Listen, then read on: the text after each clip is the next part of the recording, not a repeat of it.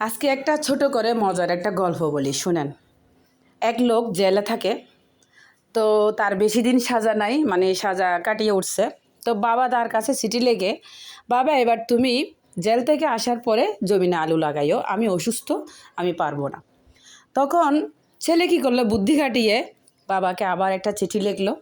চিঠি, ওই জবিন তুমি এখন করিও না, এখন আমি ওখানে আলো লাগাতে পারবো না, ওখানে আমি আমার বন্দুক লুকায় রাখছি।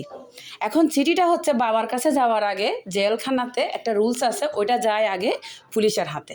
তখন পুলিশ যখন চিঠিটা পায়, ওনাদের ফোর্স নিয়ে গিয়ে পুরা মানে জবিন একদম কুড়ে তন্ন তন্ন করে ফেলে অস্ত্র খুঁজে, কিন্তু ওনারা অস্ত্র পায় না। পরে সেই ছেলে আবার জেল থেকে চিঠি লিখে বাবার কাছে, বাবা এর থেকে বেশি কিছু তো আমি জেল থেকে করতে পারলাম না, এবার তুমি নিশ্চিন্তে আলু লাগাও।